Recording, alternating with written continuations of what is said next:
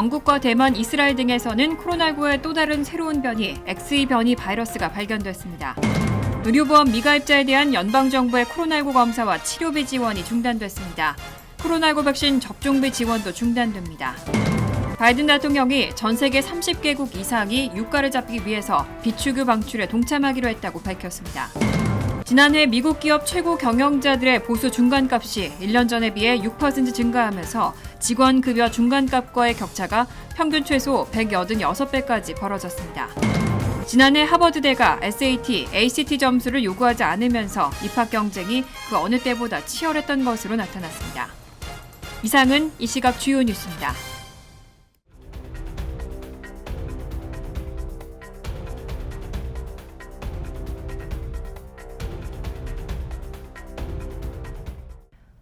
시청자 여러분 안녕하십니까? KBN 뉴스입니다.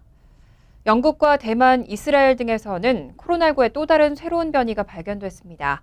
오미크론과 스텔스 오미크론의 혼합형인데 스텔스 오미크론보다도 전파력이 더 높을 가능성이 있는 것으로 알려졌습니다.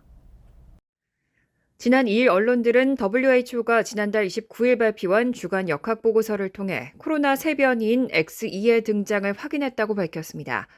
XE는 코로나 오미크론 변이와 그 하위 계통인 스텔스 오미크론의 혼합형으로 올해 1월 19일 영국에서 최초 감염이 보고됐습니다.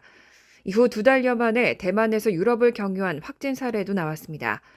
WHO는 추가 확인이 필요하지만 초기 연구에서는 XE가 스텔스 오미크론보다 10% 정도 그룹 증가율 우위를 보였다고 밝혔습니다. XE가 스텔스 오미크론보다 더 강한 전파력을 가질 수 있다는 의미입니다. 영국 보건안전청도 지난달 25일 보고서에서 초기에는 XE의 감염 증가율이 스텔스 오미크론과 큰 차이가 없는 것으로 나타났지만 이후 최신 사례를 모아 분석해보니 9.8% 높은 것으로 파악됐다고 밝혔습니다. 그러면서 지난달 22일 영국에서만 637건의 XE 감염 사례가 나왔다고 덧붙였습니다. 다만 아직 확진 사례가 상대적으로 적고 백신 효과 등을 논할 만한 증거가 충분하지 않을 만큼 추가 분석이 필요하다는 입장이 지배적입니다. 영국 보건안정청은 XE의 전파력이 더 높다고 단정하긴 이르다면서 혼합형 변이는 상대적으로 빨리 소멸하기도 하고 아직 전염성이나 중증도 등에 대한 결론을 끌어낼 상황이 아니라고 덧붙였습니다. 현재까지 영국을 제외한 나라 중 XE가 발견된 곳은 대만과 이스라엘입니다. 의료보험 미가입자에 대한 연방정부의 코로나19 검사와 치료비 지원이 중단됐습니다. 내일부터는 코로나19 백신 접종비 지원도 중단될 예정입니다. 지난 2일 CNN 방송은 코로나19 검사나 치료를 받은 의료보험 미가입자의 비용을 약국이나 의원, 병원 등에 보전해주는 연방정부의 프로그램이 자금 고갈로 지난주부터 중단됐다고 보도했습니다. 또 내일부터는 의료보험 미가입자의 코로나19 백신 접종 비용을 변제해주는 청구도 접수가 중단됩니다. 이에 따라 CNN은 3,100만 명에 달하는 의료보험 미가입자들이 코로나19와 싸우는 일이 더 어려워지게 됐다고 지적했습니다. 백신의 경우에는 연방정부가 이미 구매했기 때문에 앞으로도 무료로 제공되지만 병의원이나 약국은 검사와 치료 접종 비용을 청구해왔기 때문입니다. 이 프로그램은 팬데믹 초기에 의료보험 미가입자도 의료 서비스를 받도록 하기 위해 도입됐고 이를 통해 지난달 초까지 5만 개가 넘는 병의원과 약국이 190억 달러에 달하는 의료비를 보전받았습니다. 지난달 백악관은 무보험자를 위한 예산 15억 달러를 포함한 225억 달러 규모의 코로나19 보조자금 예산을 요청했지만 의회를 통과하지 못했습니다. 의료업계를 대변하는 몇몇 단체들은 유럽과 아시아에서 스텔스 오미크론 확진자가 증가하는 만큼 중단된 정부의 지원 활동을 되살려야 한다고 의회를 압박하고 있습니다. 뉴욕주에서는 코로나19 2차 부스터샷 접종이 본격적으로 시행되고 있습니다. 1차 부스터샷을 접종한 지 4개월이 지난 50세 이상인 사람들, 그리고 면역력이 저하된 경우는 2차 부스터샷을 접종할 수 있습니다. 뉴욕주에서는 1차 부스터샷을 접종한 지 4개월이 경과한 50세 이상인 사람과 얀센 백신을 접종한 18세 이상 성인, 그리고 면역력이 저하된 12세 이상의 경우 2차 부스터샷을 접종할 수 있습니다. 2차 부스터샷은 성인의 경우 화이자 또는 모더나 중에서 선택할 수 있고 성인이 아닌 경우는 화이자 백신만 허용됩니다.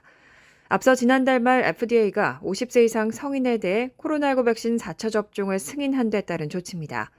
가까운 접종소는 연방질병통제예방센터 백신 홈페이지 또는 뉴욕주 보건국 홈페이지를 통해 찾을 수 있습니다. 한편 뉴욕시에서는 5세 미만 아동에 대한 마스크 착용 의무화 조치가 당분간 유지됩니다. 이를 스태튼-아일랜드 뉴욕주 법원은 아동 마스크 착용 의무에 반대하는 학부모 그룹이 제기한 소송을 인용하고 5세 미만 아동에 대해 마스크 착용 의무를 금지하는 판결을 내렸습니다. 하지만 이에 대해 뉴욕시 정부가 즉각 항소하고 항소법원이 하급심 판결을 한시적으로 차단함에 따라 5세 미만 마스크 착용은 당분간 유지됩니다. 당초 뉴욕시 정부는 오늘부터 5세 미만 아동에 대해서도 마스크 착용 의무를 해제하기로 했었습니다. 하지만 최근 감염이 증가세를 보이면서 마스크 착용을 유지하도록 했습니다. 코로나19 백신이 심근염과 심낭염 등 심장 질환을 유발할 가능성이 있다는 점 때문에 백신 접종을 주저하는 분들이 많았을 겁니다.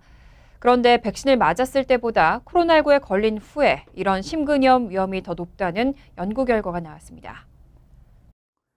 CDC가 지난 1일 발표한 연구 결과에 따르면 메신저 리보핵산 방식인 화이자 바이오엔텍이나 모더나 코로나19 백신을 접종한 이후보다 코로나19에 감염된 뒤에 심근염과 심낭염, 다기관 염증 증후군에 걸릴 위험이 더 높은 것으로 나타났습니다. 이번 연구는 지난해 1월부터 올해 1월 사이 미국의 40개 의료법인이 확보한 5세 이상 남녀 1,500만여 명의 의료 기록을 조사한 겁니다. 다만 CDC는 코로나19 감염 이후든 백신 접종 이후든 이런 심장 질환이 발병한 경우는 드물었다고 덧붙였습니다. 그동안 mRNA 방식의 코로나19 백신은 우수한 면역 효과를 제공해주지만 10대를 비롯한 젊은 층에서 심근염이나 심낭염 등의 질환을 유발할 수 있다는 우려가 있었습니다. 하지만 CDC는 이날 연구 결과를 발표하면서 12세에서 17세 청소년층에서도 백신을 맞았을 때보다 코로나19에 감염됐을 때 심근염이나 심낭염 위험이 더 높은 것으로 나타났다고 밝혔습니다. 연구 결과에 따르면 이 연령대에서 코로나19 감염 뒤에는 10만 명당 최소 50명이 심근염, 심낭염을 일으켰지만 2차 백신 접종 뒤에는 10만 명당 최소 22명에 그쳤습니다.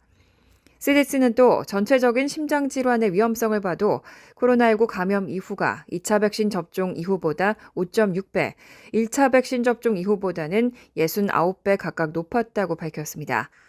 모든 연령대로 확대할 경우에도 코로나19 감염 뒤 위험성이 연령과 성별, 접종 횟수 등에 따라 2배에서 115배 높았습니다.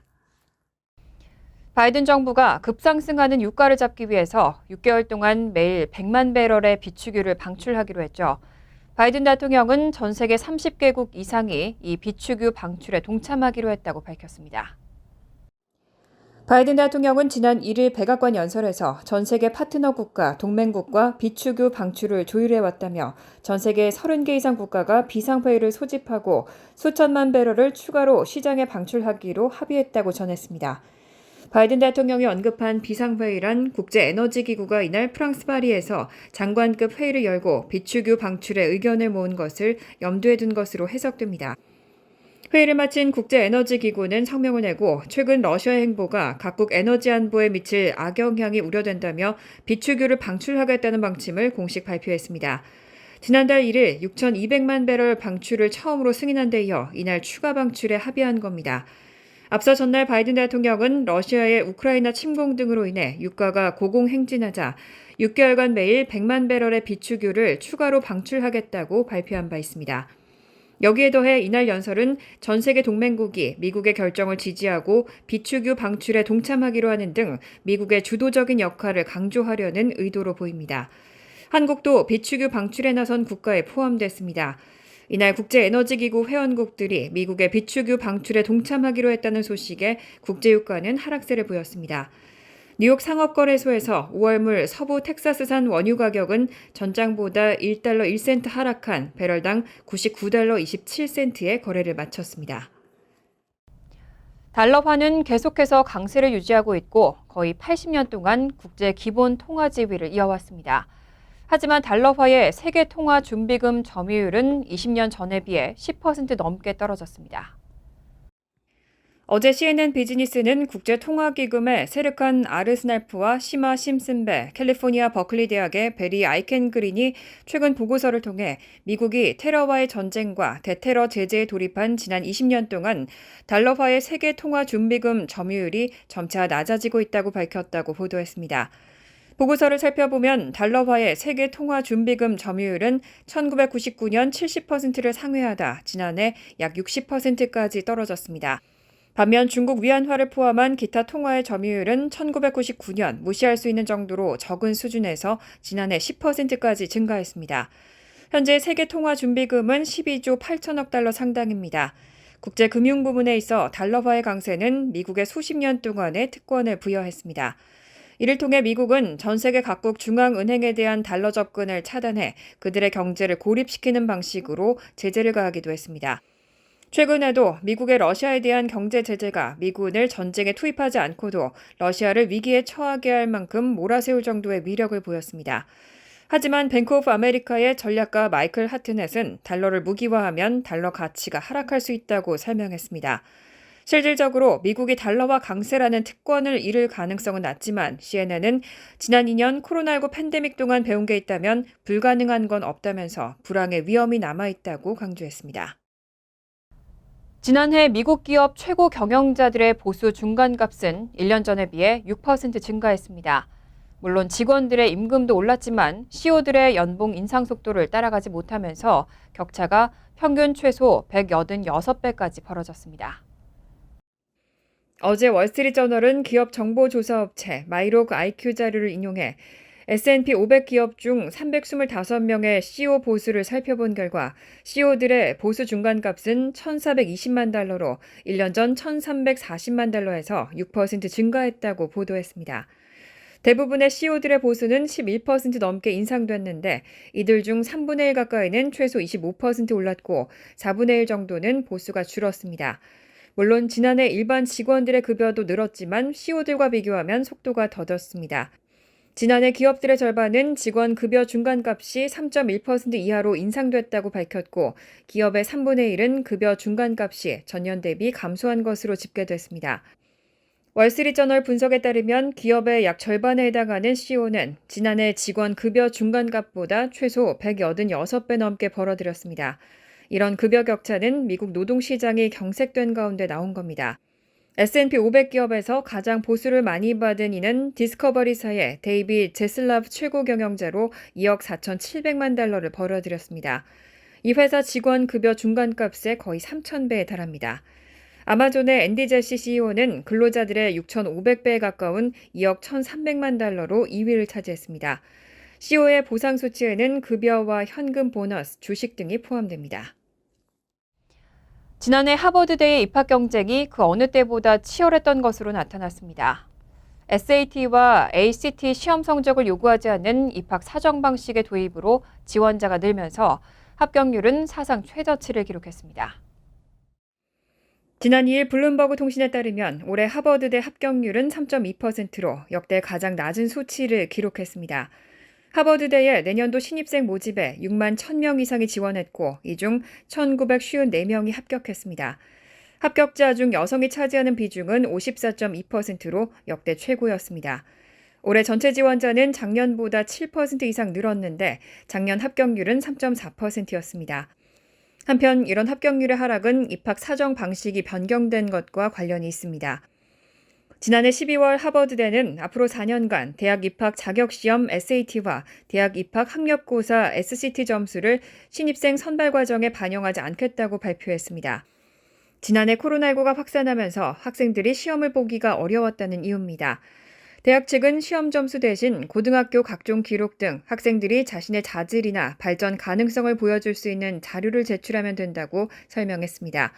또 미국에서 가장 재정이 튼튼한 부자 학교인 만큼 학자금 지원도 늘리고 무상교육을 위한 연간 소득 한도를 기존 6만 5천 달러에서 7만 5천 달러로 높였습니다.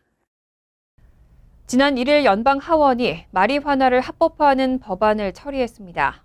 법안은 이제 상원으로 넘어갔지만 통과는 쉽지 않아 보입니다. 민주당이 다수석인 연방하원은 지난 1일 마리화나를 유통하거나 소지한 사람에 대한 처벌 조항을 삭제하는 법안을 찬성 220명, 반대 204명으로 처리했습니다. 민주당에서 2명의 반대표가 나오고 공화당에선 3명의 찬성표가 나왔습니다. 이 법안은 마리화나로 유죄 판결을 받은 이들의 전과 기록을 없애고 현재 복역 중인 이들에게 무죄를 다시 선고하도록 하는 내용도 담고 있습니다. 또 직업훈련과 약물 남용 치료, 중소기업 대출 등을 위한 보조금 프로그램에 활용할 수 있도록 마리화나와 관련 제품에 5%의 세금을 부과하는 내용이 포함되어 있습니다. 민주당은 마리화나를 합법화하는 주정부가 늘어나는 추세를 반영하고 백인에 비해 흑인 체포 비율이 높은 인종 불평등 문제를 해소하기 위해서도 합법화가 필요하다고 주장하고 있습니다. 반면 공화당은 마리화나가 향정신성 물질로서 사회에 위협이 된다며 합법화를 반대하고 있습니다. 현재 미국의 50개 주 가운데 37개 주와 워싱턴 DC는 마리화나의 의료 사용을 허용하고 있습니다. 18개 주와 워싱턴 DC는 비의료적 사용도 허가하고 있습니다. 하지만 이 법안이 상원을 통과하기는 쉽지 않을 거란 전망이 나옵니다. 공화당의 반대를 넘어서려면 의사진행 방해 절차를 무력화할 수 있도록 최소 60명의 찬성을 얻어야 하는데 공화당과 민주당이 50석씩 동수를 이루고 있는 가운데 같은 민주당 내에서도 조 맨친, 진세인 상원의원은 법안에 반대하고 있습니다. 간추린 소식입니다. 캘리포니아주 세크라멘토 경찰에 따르면 어제 새벽 세크라멘토 도심에서 총기 난사 사건이 발생해 6명이 사망하고 10명이 부상당했습니다. 캐서린 레스터 세크라멘토 경찰청장은 총성이 처음 울린 새벽 2시 현장에는 많은 인파가 모여 있었다면서 순찰하던 경찰관이 총성을 듣고 현장에 도착했을 때 이미 6명이 숨져 있었고 총을 맞은 10명은 병원에서 치료를 받고 있다고 밝혔습니다. 경찰은 단독범 또는 2명 이상의 총격범이 이번 사건을 저질렀는지 특정하지 못한 채 달아난 용의자를 뒤쫓고 있고 목격자들의 신고를 당부했습니다. 캐나다 정부는 육로나 항공편으로 입국하는 백신 접종 완료자에 대해 코로나19 사전 검사제를 완전히 폐지한다고 밝혔습니다. 지금까지는 해외 입국자는 항공편 탑승 때 72시간 이내 PCR 검사 음성 확인서나 하루 전 신속 항원 검사 결과를 제출하도록 했습니다. 접종 완료자로 인정되려면 보건부 승인을 받은 코로나19 백신을 최소 2회, 얀센 백신은 최소 1회 접종해야 합니다. 2회차 접종 시기는 입국 14일 이내입니다. 현재 입국자들을 대상으로 무작위로 하는 검사는 그대로 시행되고 백신 접종 완료자도 포함합니다. 뉴욕주 정부는 지난 1일 웹사이트를 통해 환기시설 설치 의무화 조치 시행을 2022년 10월 4일까지 6개월 추가 연기한다고 공지했습니다. 당초 내일업소 환기시설 설치 의무화 규정은 지난 2016년 10월 3일 발의한 주지사 행정명령에 따라 신규 네일업소에게는 즉시 적용돼 시행에 들어갔지만 기존 업소들의 경우 유예기간 5년을 받아 지난해 10월 3일부터 시작될 예정이었습니다. 하지만 주 정부 당국은 코로나19 사태가 장기화되자 올해 4월 4일까지 시행일을 6개월 연기한 바 있습니다. 네일협회는 재연기 결정이 업계에 큰 도움이 될 것으로 기대한다고 밝혔습니다. 뉴저지 한인상록회는 제21회 효행상 시상식 및 문화축제를 오는 5월 7일 오전 11시부터 팰리세이즈 파크에 있는 시루 연회장에서 개최한다고 밝혔습니다. 상록회는 코로나19 사태로 지난 2년간 비대면으로 열린 효행상 시상식을 올해 다시 대면으로 진행하게 됐다며 올해 행사에서는 각 부문별 수상자 시상과 함께 다양한 문화 공연이 펼쳐진다고 밝혔습니다. 상록회는 오는 22일까지 효자, 효녀, 효부, 장수상 등 효행상 후보 추천을 받고 있습니다. 환율과 증권 소식입니다.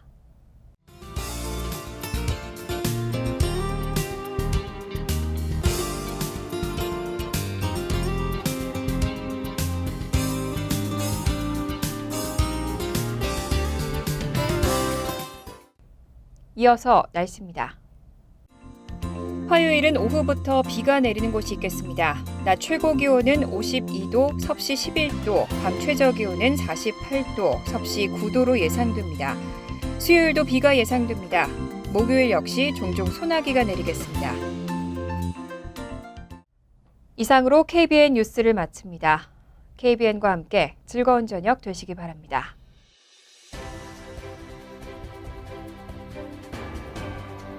미 동부 최대 한인방송 KBN이 제작하는 KBN 뉴스는 웹사이트 mykbn.com 그리고 유튜브와 페이스북에서 다시 보실 수 있습니다.